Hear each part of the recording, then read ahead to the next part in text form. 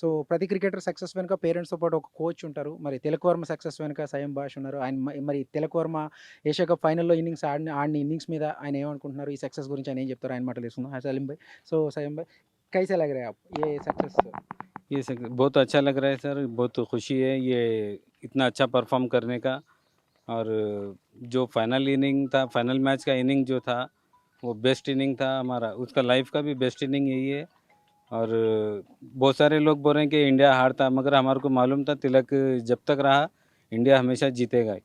Tilak ground ఉన్నంత వరకు ఖచ్చితంగా గెలుస్తామనేది వాళ్ళకి కూడా లాస్ట్ వరకు సత్తా అది ఉంది, మనసులో ఉంది. మ్యాచ్ చూసేటప్పుడు కూడా అలానే వాళ్ళు కాన్ఫిడెంట్‌లో ఉన్నారు. అలానే మన తిలక్ కూడా అదే యుటిలైజేషన్ చేసి అలానే మన టీమ్‌కి గెలిపించాడు ఇండియాకి. ఓకే. చైల్డ్‌హుడ్ నుంచి ఎప్పటి నుంచి ఇస్తున్నారు మీరు కోచింగ్? ఎప్పుడు మీరు రికగ్నైజ్ చేశారు తిలక్ వర్మలో టాలెంట్? సో 2011 2011-12 से लीगला एकेडमी में प्रैक्टिस कर रहा हो। और मॉर्निंग 6 टू 8:30, इवनिंग 6:30 तक प्रैक्टिस में रहता हो। मॉर्निंग भी लंच करना इधर ही, टिफ़िन इधर ही, सब चीज़ इधर ही करता था वो। ఆయనకు గుర్తుపట్టింది కూడా మనోడే కాబట్టి टर्निंग पॉइंट आईपीएल और इंडियन क्रिकेट में और रणजी टीम तो इसका नहीं, टर्निंग पॉइंट है। टर्निंग पॉइंट इसका देखिए, जो सीनियर टीम में डाले थे हैदराबाद टीम का, वहाँ से फिटनेस डेवलप हुआ उसका, थोड़ा गेम में इम्प्रूवमेंट आया। सीनियर्स के साथ टाइम बिताने से बहुत अच्छा इम्प्रूव हुआ उसको। हैदराबाद क्रिकेट एसोसिएशन की तरफ से बहुत हेल्प भी मिला उसको। थैंक यू कहूँगा हैदराबाद क्रिकेट एसोसिएशन को और बीसीसीआई को और मुंबई इंडियंस टीम ग्रुप को। ఓకే.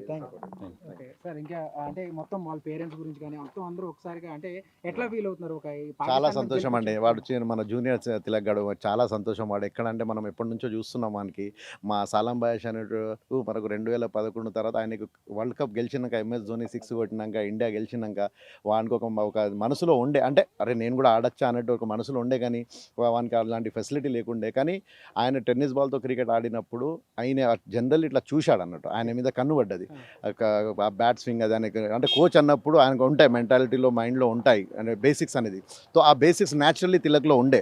సో ఆ బేసిక్స్ని మనోడు పసిగట్టి అది చూసి దాని మీద పెట్టి డైరెక్ట్ వాళ్ళ పేరెంట్స్కి కలిసి అడిగి, మరి వాళ్ళకి అంత సపోర్ట్ లేనప్పుడు పేరెంట్స్ సపోర్ట్ ఉండే, కానీ ఎకనామికల్ ప్రాబ్లం ఉండడం వలన అప్పుడు అయినా వాడు మన సాలం బాయేష్ ఏం చేశారంటే, లేదు నేను వాడిని చూసుకుంటాను అని పొద్దున వచ్చి 4 గంటలకు లేచి బైక్ తీసుకుపోయి వానికి పికప్ చేసుకొని మళ్ళీ రిటర్న్ మళ్ళీ గ్రౌండ్కి తీసుకొచ్చి మళ్ళీ ప్రాక్టీస్ పొద్దున్న నుంచి సాయంత్రం వరకు ప్రాక్టీస్ చేపిస్తుండే. ఇక్కడనే తిండి, బ్రేక్ఫాస్ట్, లంచ్ ఇక్కడనే చేయించి మళ్ళీ వానికి ప్రాక్టీస్ చేయిస్తూ దాదాపు లేదన్నా 10 నుండి 12 గంటలు గ్రౌండ్లో వాని వెనుక చాలా ప్రోత్సాహంగా ఎంకరేజ్ చేస్తూ ప్రాక్టీస్ చేయిస్తూ వాని మీద ఫోకస్ పెట్టి అలాంటి కష్టపడిన మన సాలం బాయేష్కి నిజంగా హ్యాట్స్ ఆఫ్. ఇలా ఇవి మనం మొత్తం ఏవత్ మన గ్లోబల్ మన వరల్డ్ చూడొచ్చు. ఇలాంటి ప్లేయర్ మనం ప్రొడ్యూస్ చేశాము. అది మన తెలుగు అబ్బాయి చాలా కష్టపడ్డాడండి. ఈయన ओके। భారతదేశం నుంచి टी20 फॉर्मेट में अभी hero Tilak Varma. So next कौन सा फॉर्मेट में हिज टारगेट है? सर ये ऑल फॉर्मेट में स्टार है ये। 3 फॉर्मेट हम स्टार्टिंग से यही बोल रहे हैं कि रेड बॉल तो स्टार्टिंग से बेस्ट खेलता ही है। best player in the world. और T20 वनडे भी बहुत अच्छा खेलता हो। आप आगे के टाइम में देखेंगे कि तीनों फॉर्मेट में वही स्टार रहेगा। Okay. Thank you very much. Thank you. So next Tilak Varma target already T20 format ఐపీఎల్లో ఒక హీరోగా తను ప్రొడ్యూస్ అయిపోయాడు.